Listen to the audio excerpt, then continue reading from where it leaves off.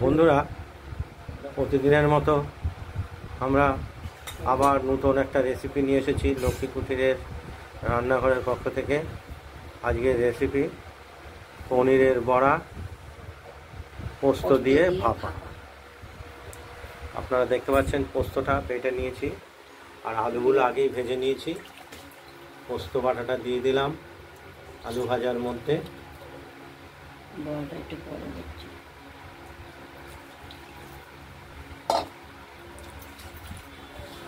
আলুটা ভাজা হয়ে গিয়েছিল, ভেজে রেখেছিলাম আমি। এবার জ্বালিয়ে দিলাম, পোস্তটাও দিয়ে দিলাম, দিয়ে তেল নুন মিষ্টি। হলুদ দেবো না আজকে আর হলুদ বেশি না দেবই না। এবার একটু মিষ্টি দিয়ে দেবো, যে পরিমাণ যেরকম খাবেন সেরকম দেবেন। মিষ্টি দিয়ে দিলাম স্বাদ মতো, আর একটু জল দিতে হবে। আর এই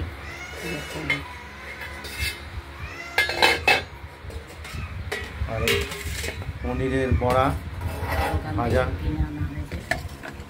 কিনে আনা হয়েছে মিষ্টির দোকান থেকে। এই বড়াটা দিই, আলু পোস্ত আর পনিরের বড়া দিয়ে পনির বড়া ভাপা। আপনারা দেখতে থাকুন। পোস্তটা ফুটে এসেছে, এবার বড়াগুলো আমরা দিয়ে দিলাম। আলুটা একটু নরম হয়েছে, এবার বড়াগুলো দিলাম। এগুলোও তো রস খাবে, ফুলবে আর বড় হবে।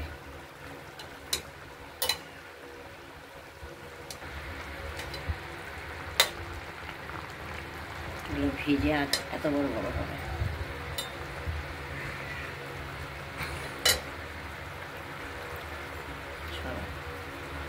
একটু হোক, আর একটু বড়ার মধ্যে ঝোল করতে, তো নাহলে বড়া চিপসে থাকবে।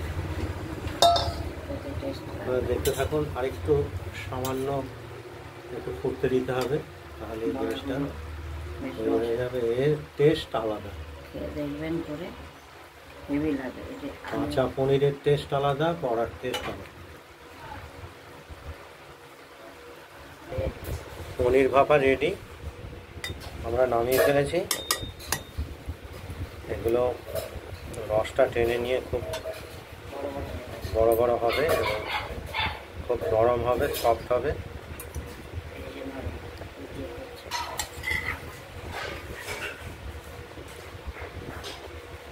আপনারা বাড়িতে একবার রান্না করে দেখুন, খেয়ে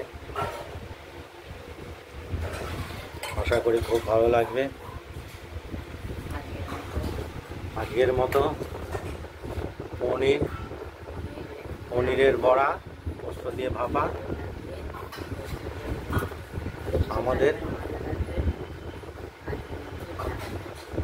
আমাদের এই চ্যানেলটাকে লাইক করবেন, সাবস্ক্রাইব করবেন আর একটু শেয়ার করে দেবেন। নমস্কার, এখানেই শেষ করছি।